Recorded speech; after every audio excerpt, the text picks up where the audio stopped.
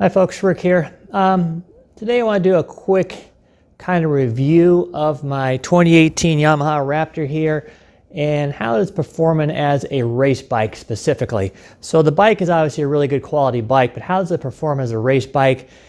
Should it be something that you consider using as a race bike versus a 450 or something else? And so a couple things here to start with. From a racing standpoint, I race this on hare scrambles and such like that. For that type of racing there, in a lot of type of racing there, the number one thing to make you go fast is skills. Skills and being in shape and stuff like that. It's not really the bike. If you're like a professional rider, you got that type of skills, obviously you need the best bike in the world, which for that it's probably going to be a 450 without a doubt. That's what it's designed for, specifically for racing. But for the other 99% of us that ain't got those skills, the bike gets less and less and less important.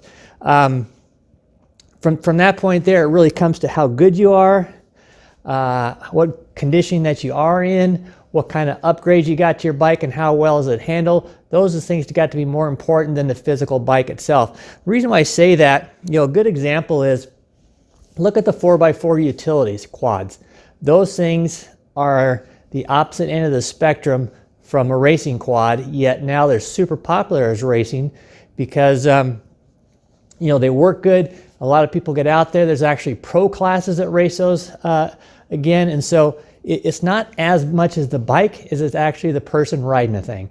And so, again, unless your intentions are, to become pro, and start getting top sponsors and you're that good, then the bike really doesn't make a whole lot of difference. And if you go out to the races, you'll see all sorts of bike, all sorts of ages of bikes, 2 strokes, 4 strokes, you name it, it's out there. And so for me, the Yamaha Raptor has been a good choice. And there's a couple of big things for me that's really helpful on it. For me, it's got a reverse on it, which is a huge thing for me. I have a hard time lifting the bike. But it also adds a lot of time to be able to back up and go around versus having to try to lift the thing up, yank and pull. It saved me a lot of times, saved me a lot of speed and stuff to be able to back up versus having to get off the thing and shut the bike off and try to yank and use up all your energy. The cockpit in it, the seat height to the foot peg, it's about, I think, 3/4 to an inch taller. Or the distance is greater than a 450. So if you're a little bit of a taller person, you're going to have a little bit more leg room in there. But I think probably one of the biggest things here that makes this bike a great choice for the average person is the reliability.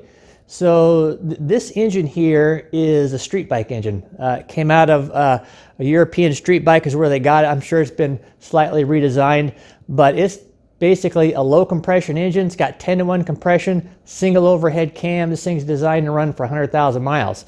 It's not a race engine like a 450. A 450 is a specific race engine, and it's going to require a lot more attention, a lot more maintenance, and it's going to wear out a lot quicker. This bike here is going to start and run and stay that way for years.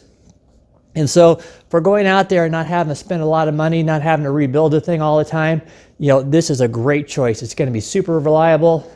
Again, I just run pump gas in it. Let's go down the regular store. It's got plenty of horsepower on pump gas. Again, the engine just starts, runs.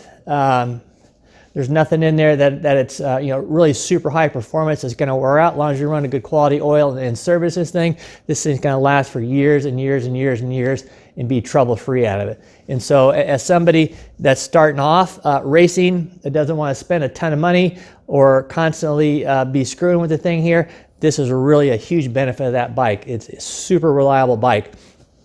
The other thing is, again, is your bike setup that makes you go fast. And with the Raptor here, any of the parts there you can get for your 450, you can get for this here. And so I've got about every type of good quality part for racing on this bike that you can get. I've got full suspension on this thing. I've got Hauser long travel front A-arms on this thing, which are the best they make. I've got Elka Stage 5 shocks all the way around this thing, which is the best they make.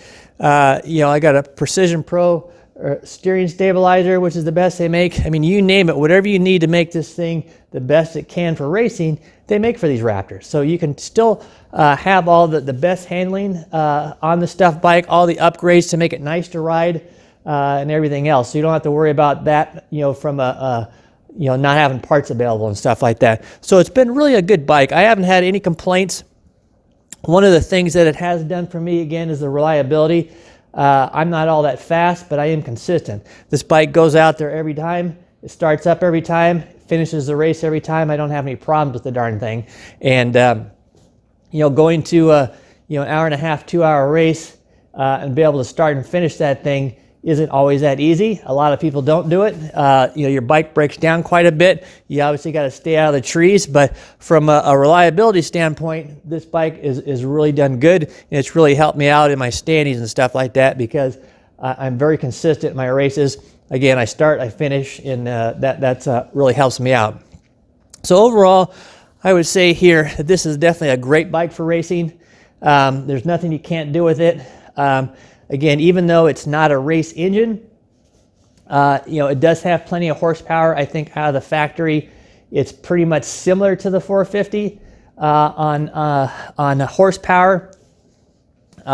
Once you get rid of the stock exhaust and all that stuff, it's super restrictive. But if you put a new exhaust and an air filter and a fuel controller on this thing here, you'll gain a lot more horsepower. You also get a ton of torque, and that's really where another benefit of this is over a 450. Although it's got similar horsepower, the torque on this thing is phenomenal.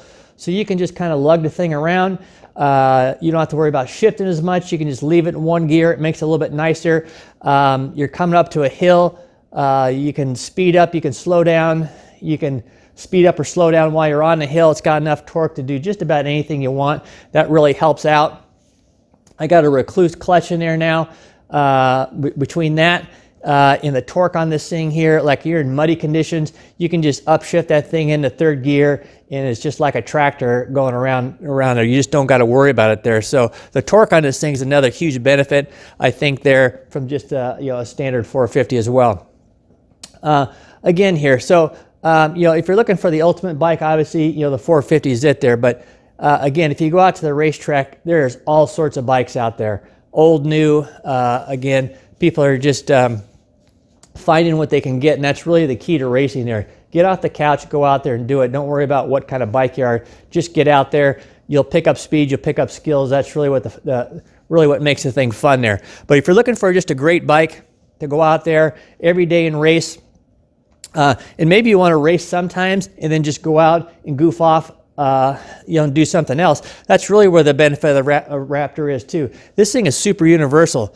I mean, you could be out there racing hare scrambles through the woods, loaded up and head to the sand dunes and go out there and climb sand dunes all day long with this thing, and it's perfectly happy with the thing there. It's just an all-around bike. Again, the engine is basically a street bike engine, so you're going to get years and years and years reliability out of the thing. That's what it's designed for. And so this is 2 years for me. I've been racing it for 2 years. You kind of see it's got a lot of changes. Had a couple of accidents with the thing there, but all in all, the bike has just been great. I haven't had one issue with the thing from reliability, other than stuff that I've broken on myself. Nothing's wrong with the thing there. It just, again, it starts the first time, runs, sits there and idles. It's really a super, super nice bike there. For maintenance, it's really basic maintenance. Annually, I just published an annual, really in-depth maintenance thing there, but there's really nothing to the motor. You ain't got to pull the head off the thing there. You don't got to check the rings or re-ring it. You ain't got to go in there and do the valves on this thing. Just leave all that alone. The bike will run perfectly. Just make sure you service the thing. You put good quality, synthetic oil in there all the time. Change your spark plug. The bike is happy, and it'll be that way for years. So overall, again, the Yamaha Raptor here is a great bike all around. It is a good race bike if that's what you choose to do. Again, it'll keep up with the best of them, but again, a lot of your speed really comes from you, not the bike. So this bike is 10 times faster than I am. So I've got a lot skills upgrade that I need to do there before I even get anywhere close to what this bike is capable. So with that, first and foremost, again, go out there and race. If you like doing that, head out there. It's very easy to do.